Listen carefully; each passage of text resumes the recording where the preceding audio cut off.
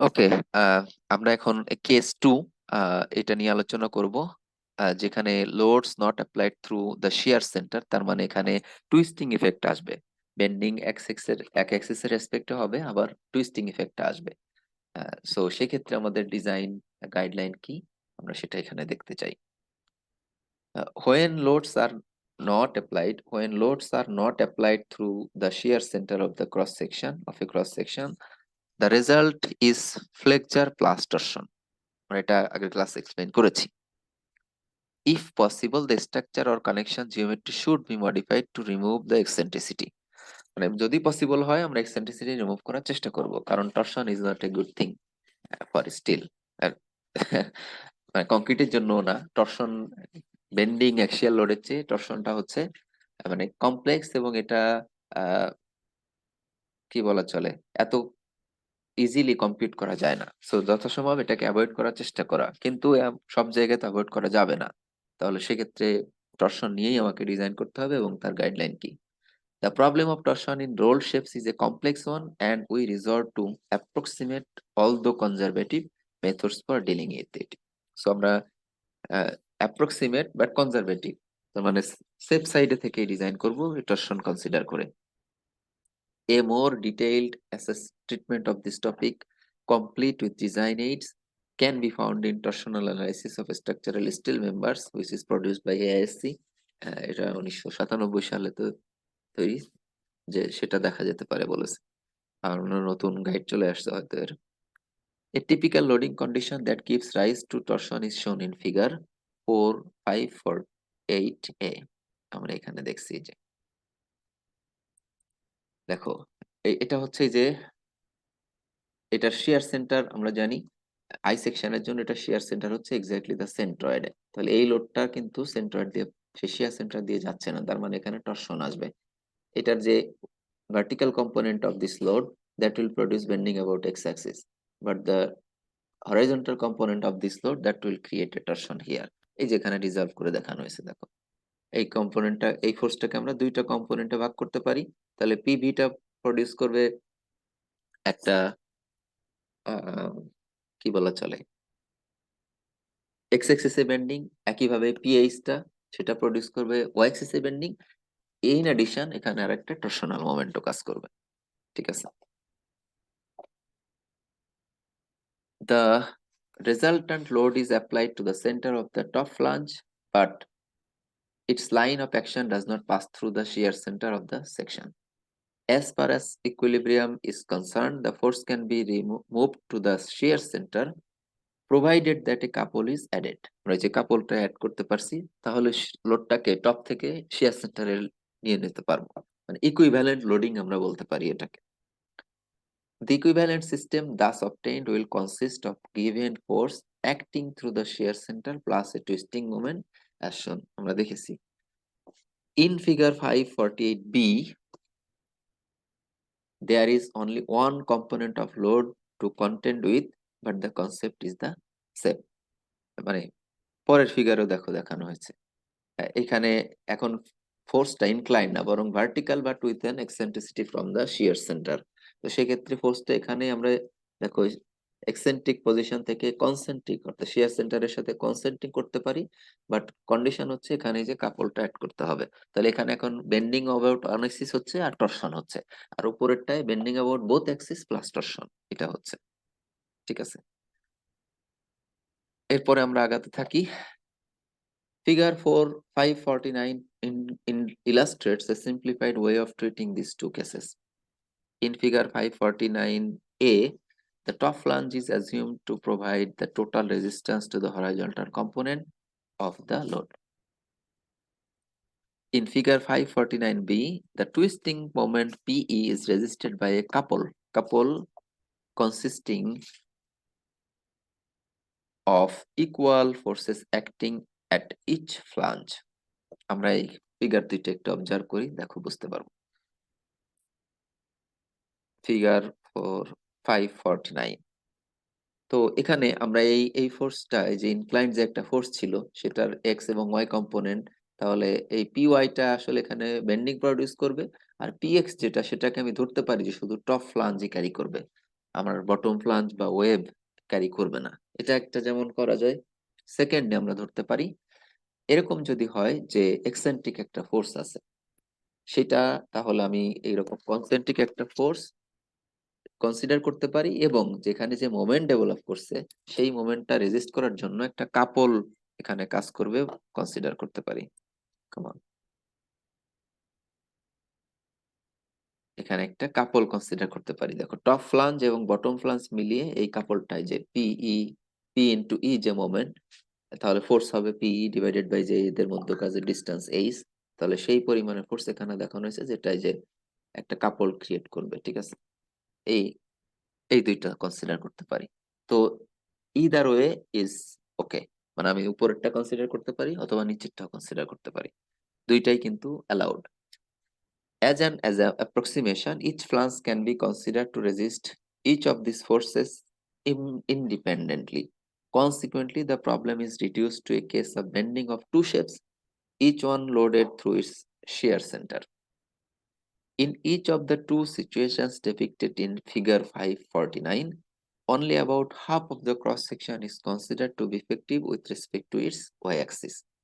Therefore, when considering the strength of a single flange, use half the tabulated value of zy for the shape. খেয়াল করতে হবে আমার y axis এর bending এর জন্য এখানে আমরা শুধুমাত্র অর্ধেক মানে হাফ ফ্লাঞ্জ কনসিডার করব যে এটা ইফেক্টিভ। ঠিক আছে, অতএব জেড ওয়াই ভ্যালু আমি ডব্লিউ সেকশনের জন্য পাবো জেড এক্স টেবিল থেকে বা ডাইমেনশন টেবিল থেকে, আমি এখানে অর্ধেক নিব। ঠিক আছে, সো এটা হলো সিম্পলিফিকেশন, যে টরশন আসলে তখন আমরা কি করতে পারি, এটাকে বেন্ডিং প্লাস টরশন এরকম সেপারেট করে নিতে পারি এবং দুইটা কনসিডার করে আমরা ডিজাইন করব। তো এটার বেস্ট এক্সাম্পল হচ্ছে এই যে রুফ পার্লিন, যেখানে আমরা দেখব বেন্ডিং এর সাথে টরশনও আসবে। কিভাবে, এটার এক্সাম্পল এখানেই দেওয়া আছে। দেখো এটা হচ্ছে আমাদের এই যে ট্রাস মেম্বার, ধরো ঠিক আছে, ট্রাসের টপ কর্ড মেম্বার, তার উপরে আমার এরকম এই যে আই সেকশনকে এখানে পার্লিন হিসাবে ব্যবহার করা হয়েছে। আমরা পার্লিন হিসেবে জেড ব্যবহার করতে পারি, চ্যানেল ব্যবহার করতে পারি, আই ব্যবহার করতে পারি। এখানে উদাহরণস্বরূপ আই সেকশন দেখানো হয়েছে। আর এটাকে বলা হচ্ছে যে স্যাগ রড, রাইট? আমরা যদি ট্রাস গুলার স্পেসিং যদি অনেক বেশি হয়, এই যে এই ট্রাস এর পিছনে বা এর সামনের দিকে ট্রাস যদি 30 ফিট 50 ফিট হয়, তখন স্যাগ রড ব্যবহার করি এর মাঝে, রাইট? ডিফ্লেকশন কয়েক এই ওই ডিরেকশনে ডিফ্লেকশন কমানোর জন্য। এবং এটার স্যাগ রডে আরো কাজ আছে, যেটা আসলে এক্স অ্যাক্সিস এর বেন্ডিং এর ক্ষেত্রেও দেখো একটা আনব্রেস লেন্থকে কিন্তু কমিয়ে দিচ্ছে। তো এই স্যাগ রড গুলা এই যে সেন্টার দিয়ে আসলে এরকম ভাবে পাস করে। তো এখানে যে রুফিং ম্যাটেরিয়াল আছে অথবা রুফিং এর উপরে লাইভ লোড আছে, ফর এক্সাম্পল উইন্ড লোড অথবা স্নো লোড অথবা রেইন লোড, যাই হোক, সেই লোডটা তো ভার্টিক্যালি ডাউনওয়ার্ড অর্থাৎ গ্র্যাভিটি ডিরেকশনে কাজ করে। উইন্ড লোড ডিফারেন্টলি কাজ করতে পারে, কিন্তু এটার উপরে স্নো লোড আসলো ফর এক্সাম্পল, বা লাইভ লোড আছে, এবং রুফিং যে ম্যাটেরিয়াল তার সেলফ ওয়েট সব তো ভার্টিক্যালি ডাউনওয়ার্ড ডব্লিউ কাজ করবে। তাহলে তার দুইটা কম্পোনেন্ট আমরা করতে পারি, এই যে অ্যাক্সিস অফ বেন্ডিং এর দিকে কনসিডার করে এক্স এবং ওয়াই কম্পোনেন্ট হবে। তো ডেফিনেটলি এই ওয়াই কম্পোনেন্ট যেটা ডব্লিউ ওয়াই, সেটা হচ্ছে এক্স অ্যাক্সিসে বেন্ডিং দিবে, কিন্তু এক্স কম্পোনেন্ট যেটা ডব্লিউ এক্স, সেটা দেখো এখানে একটা হরিজন্টাল ফোর্স তো দিবেই, সাথে সাথে আবার এখানে একটা টরশনও প্রডিউস করবে। তাহলে পার্লিন যেটা, সেখানে টরশন সহই বাইএক্সিয়াল বেন্ডিং হবে। তো এখানেই আমরা একটু পড়ে আগাতে চাই। Roof purlins that are part of a sloping roof system can be subjected to biaxial bending of the type just described. For the roof purlin shown in figure 550, the load is vertical. এই যে এই ফিগারের কথাই বলা হচ্ছে, load is vertical, but the axis of bending is are inclined. This condition corresponds to the loading of figure 449A. আমরা উপরেরটার যেখানে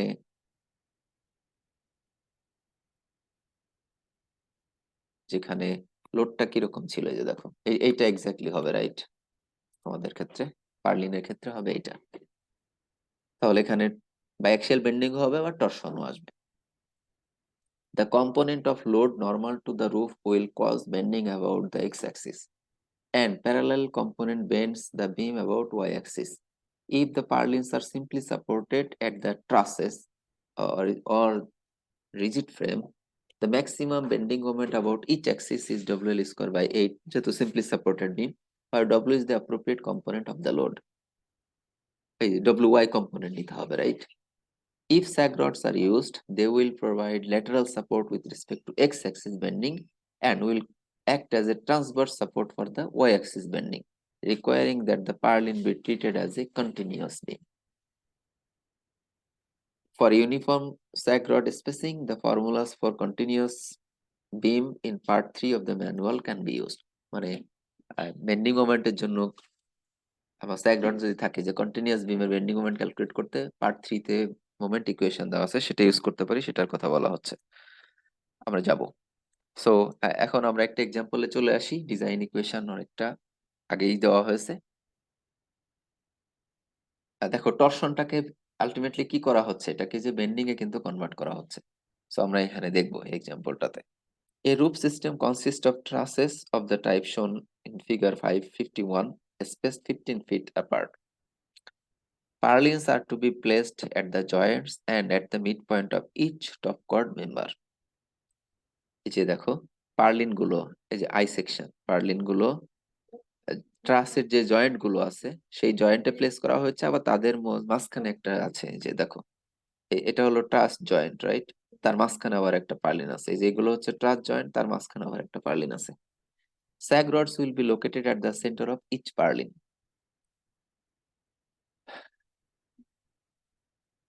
তাহলে ট্রাসের spacing হচ্ছে 15 ফিট, রিমেম্বার। মানে এই যে এখানে একটা ট্রাস আছে, এর পিছনের ট্রাস বা এর সামনের ট্রাস হচ্ছে 15 ফিট পর পর। তার মানে পার্লিনের যে ক্লিয়ার স্পেসিং কত, সরি পার্লিনের স্প্যান কতটুকু, 15 ফিট কিন্তু। The total gravity load including an estimated purlin weight is 42 psf of roof surface with a live load to dead load ratio of 1.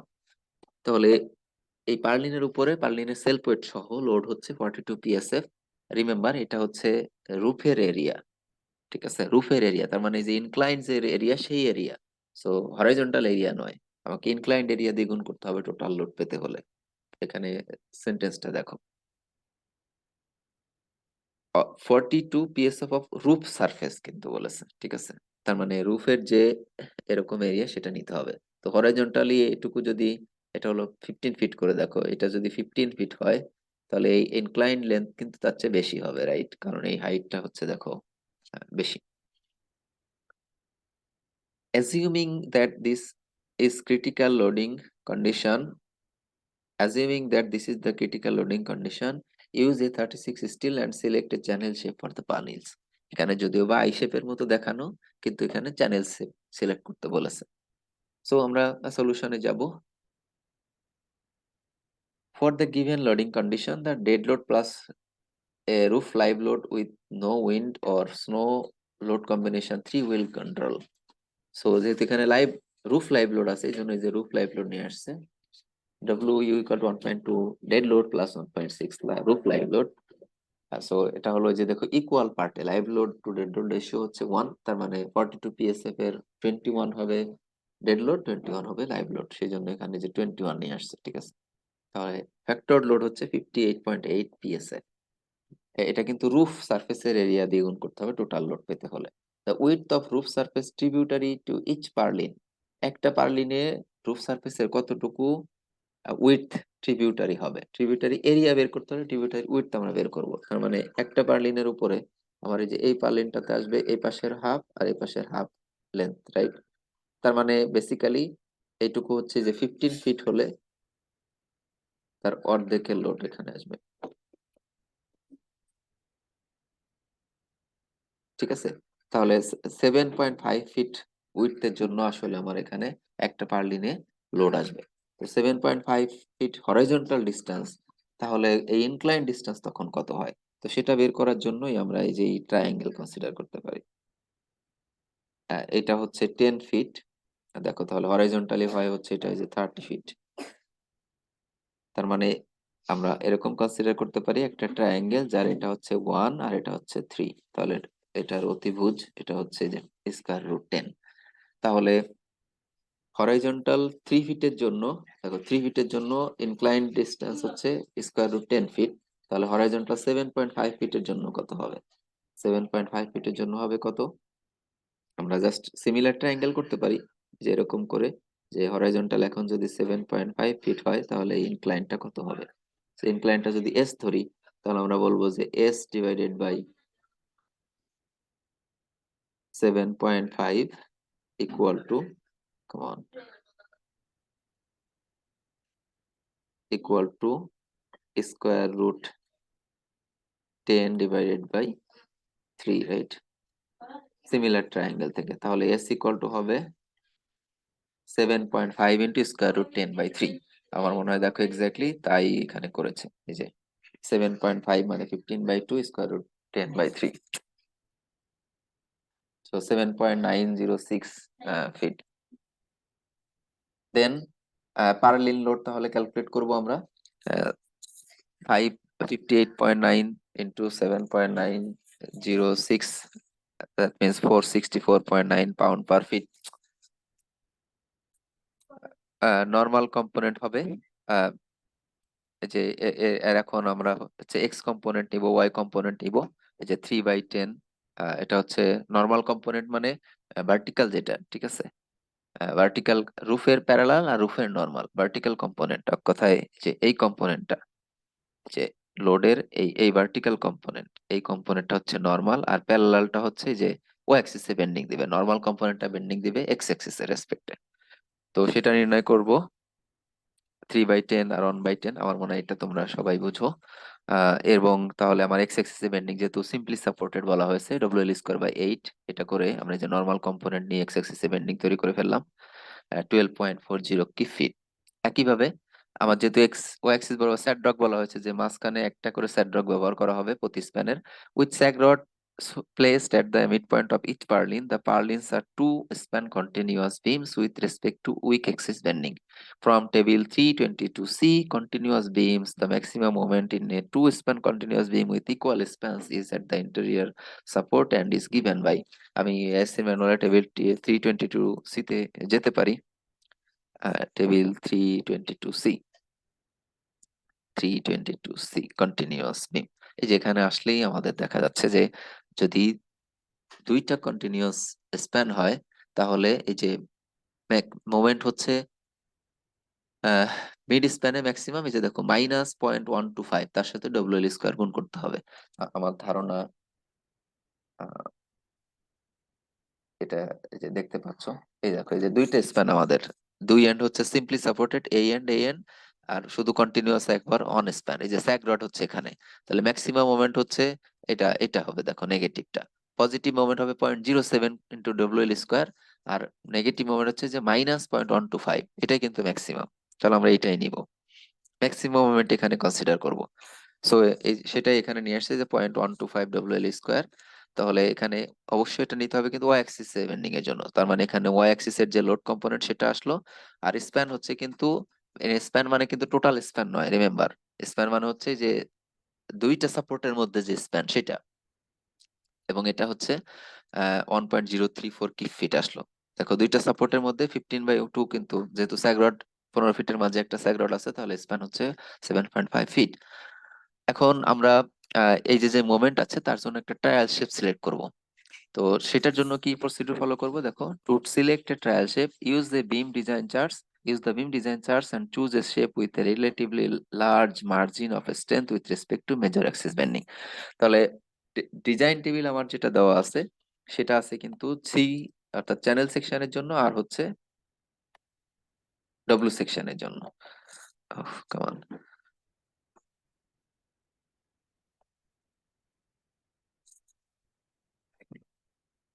সময় দিচ্ছে। আমরা টেবিল থ্রি থ্রি থ্রি কততে যাব, design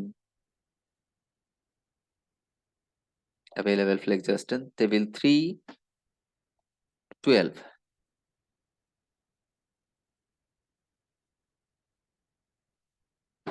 না sorry, table 311, যেখানে যে channel একটা দেওয়া আছে।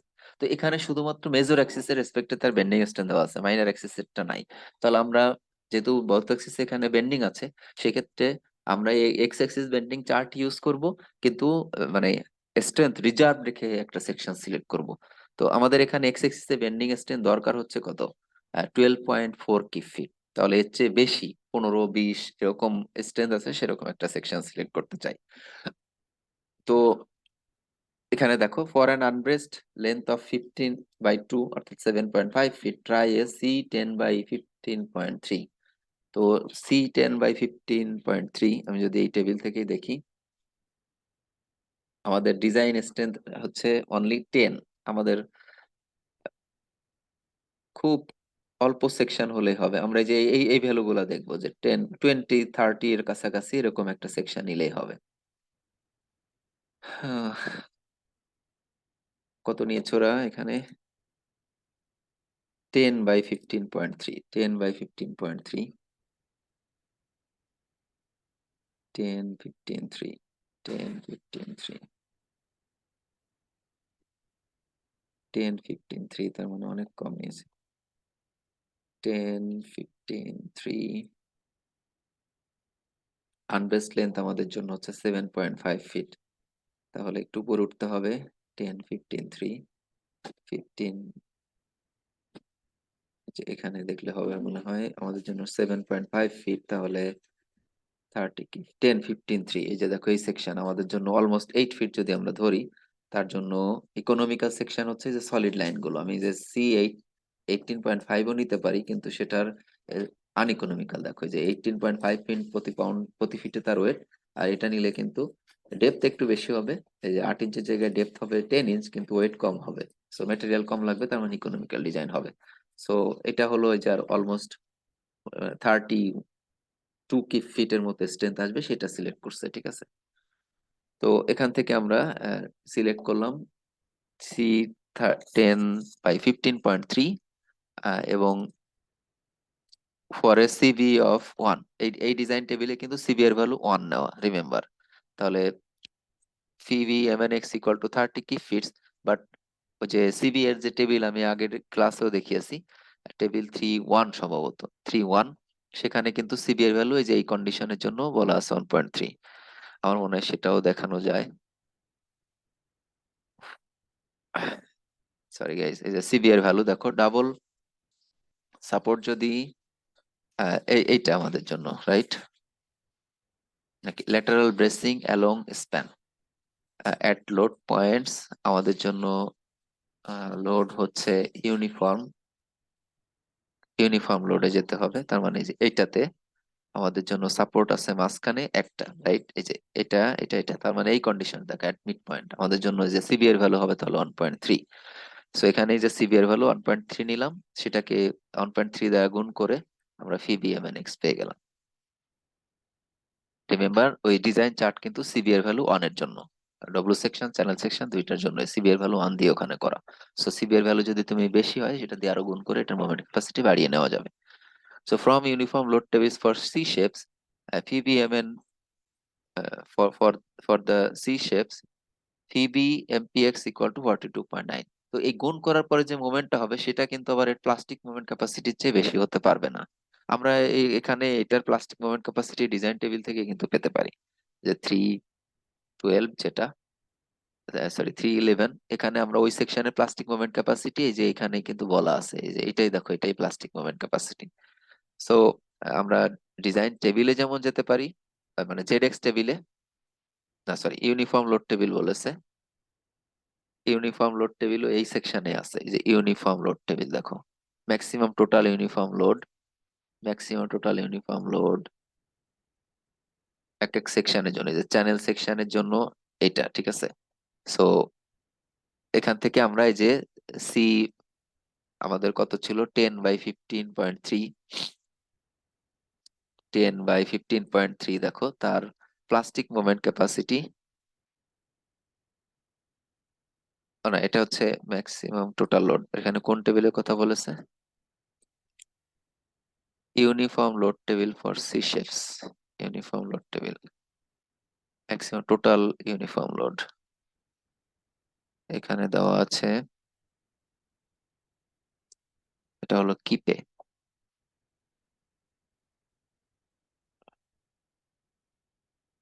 আমার মনে হয় জেড সেকশনে যেতে হবে এটার জন্য।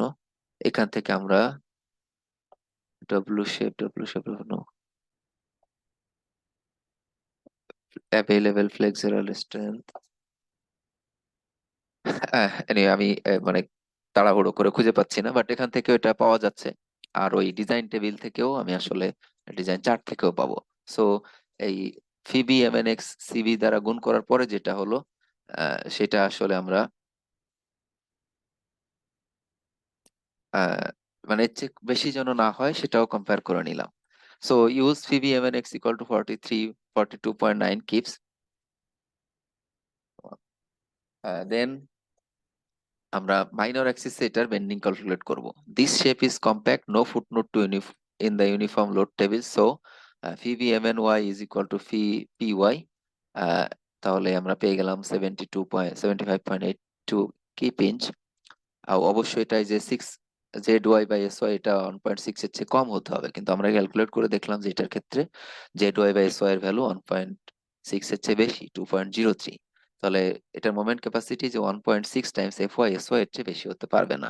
তাহলে এটার মোমেন্ট ক্যাপাসিটি হচ্ছে 59.62 ইঞ্চ কিপস, অর্থাৎ 4.978 কিপস, ফিট কিপস। তো এখানে আমরা এখন ইন্টারাকশন ফর্মুলায় ফেলে দিব, বাট রিমেম্বার এখানে এরকম লোডিং কন্ডিশনের জন্য ওয়াই অ্যাক্সিসে শুধুমাত্র একটা ফ্লাঞ্জ ইফেক্টিভ, তার মানে জেড ওয়াই এর অর্ধেক নিতে হবে। এমন এই ওয়াই ডিরেকশনের যে রেজিস্ট্যান্স তার অর্ধেক নিব আমরা, ঠিক আছে। সো এক্স অ্যাক্সিস এর ডিমান্ড ছিল 12.4 কিপ ফিট, আর এক্স অ্যাক্সিস এর রেজিস্ট্যান্স হচ্ছে 42.9 কিপ ফিট। ওয়াই অ্যাক্সিস এর ডিমান্ড হচ্ছে 1.034 কিপ ফিট, আর ওয়াই অ্যাক্সিস এর রেজিস্ট্যান্স হচ্ছে 4.968 কিপ ফিট, বাট আমরা তার অর্ধেক নিব। সেই জন্য এখানে যে 2 দ্বারা আবার ভাগ করা হয়েছে, আর এই রেশিওটা আসছে 0.075, যেটা একের চেয়ে কম। সো আমাদের এই সেকশনটা ওকে। এখানে শেয়ার চেক করা হয়েছে, the share is maximum share is equal two 0.44 × 1.5। এটা নর্মাল ডিরেকশনে আসলে শেয়ার চেক করেছে। এই কম্পোনেন্টটা যেহেতু মেজর এই জন্য এই ডিরেকশনে চেক করেছে, বাট অ্যাকচুয়ালি শেয়ার বোথ ডিরেকশনে চেক করা উচিত। আর শেয়ার আসলে ওয়াই ডিরেকশনে কম হবে, কারণ স্যাগ রড মাঝখানে একটা সাপোর্ট আছে। সেজন্য এটা আসলে গভর্ন করবে না দেখে এখানে চেক করে নাই। সো আমাদের ফাইনাল আনসার কি হবে, শেয়ারেও ওকে হওয়ার পরে যে ইউজ এ C10 15/15.3। সো এভাবে আমরা আসলে ডিজাইন ক্যারি আউট করবো। আজকে ক্লাস এ পর্যন্তই গাইস। নেক্সট ক্লাসে আমরা আসলে দেখবো যে অন্যান্য সেকশনের বেন্ডিং স্ট্রেংথ কিভাবে ক্যালকুলেট করতে হয়, bending of sections about bending strength of various shapes like square and rectangular HSS and box shape members. Then আমরা এক্সাম্পল সহই দেখবো আশা করি। তারপরে হচ্ছে যে রাউন্ড এসএসএস, দেন এরকম আরো কয়েকটা সেকশন আমরা দেখবো। তারপরে দেখবো হচ্ছে টি loaded in plane of symmetry, then double angles loaded in plane of symmetry, solid rectangular bars। দেন এখানে শুধু ইকুয়েশন গুলো দেওয়া আছে বইয়ে, কিন্তু আমরা এআইসি যে ডিজাইন এক্সাম্পল আছে সেখান থেকে এক্সাম্পল দেখানোর চেষ্টা করব। সো আজকের ক্লাস এ পর্যন্তই।